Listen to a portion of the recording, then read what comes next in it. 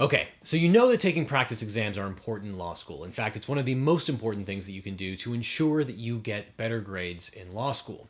But there are a lot of subtle things that you can do in the way that you take practice exams to maximize their efficiency and ensure that you do the best that you can on your final exam. So in today's quick tip, we're going to help you translate your practice into reality on your final. So stick around.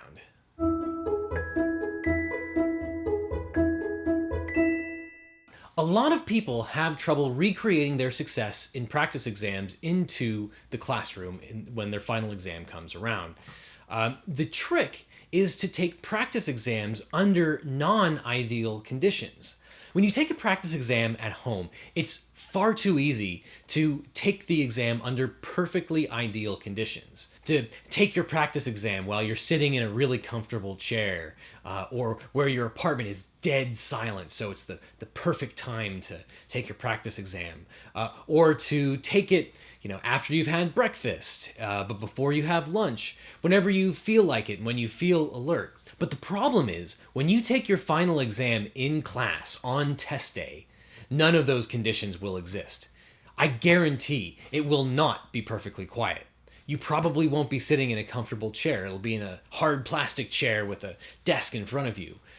You probably won't have had a great night's sleep because you'll be under so much stress and you'll be studying right beforehand.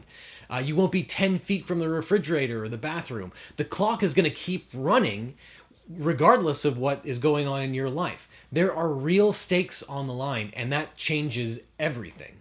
But there's a way that we can turn that to our advantage. When you take a practice exam at home, take it under more stressful situations.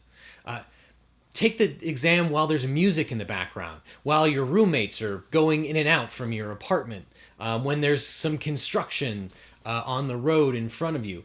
You can change the conditions that you get tested under to make sure that it's more similar to how you're going to be tested on the final exam. You can make sure that if you start a practice exam, you barrel through it and you don't give yourself the crutch of stopping the timer to go do something else and coming back to it. Go straight through.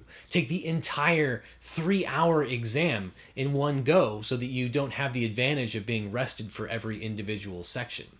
It's similar to the story of a famous Russian Olympic powerlifter who was used to performing on his own schedule in a very quiet gym.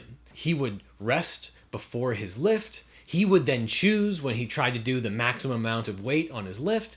But when he got to the Olympics, the judges tell you when you have to perform, and you only have a few seconds to go from 0 to 60 to get your job done. In the Olympics, you don't really have a choice. And it's the same way when you're taking practice exams. For example, when I took the bar exam in California, in Los Angeles, there was an earthquake during the second portion of the bar exam. Now, the bar examiners, they didn't stop the timer, and I couldn't run under my desk. I had to barrel through it. I had to fight all of that adrenaline that was running through my body and just focus on the test. Luckily, it wasn't a huge earthquake, but there were a lot of people who were not from California who were absolutely freaking out.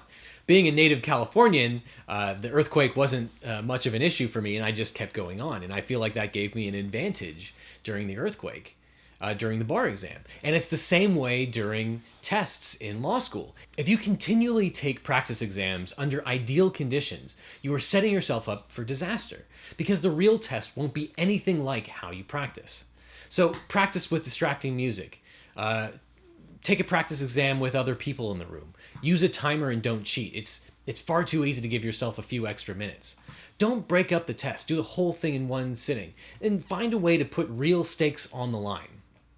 The Greek poet Archilochos said, "We do not rise to the level of our expectations, we fall to the level of our training." Don't let the conditions on test day throw you off. Train in ways that are suboptimal so that when you're under real testing conditions, you do as well as you possibly can. If you like this video, please click like and subscribe down below. And in fact, we have a link to our guide on hacking law school down below. And as always, stick around until next time where we give you more tips on how to crush law school here at Legal Eagle. See you next time. But in today's quick tip, there are a lot of subtle tricks that you can use to do in law school. But the problem is that, but the problem is, okay. Let me do that again, actually.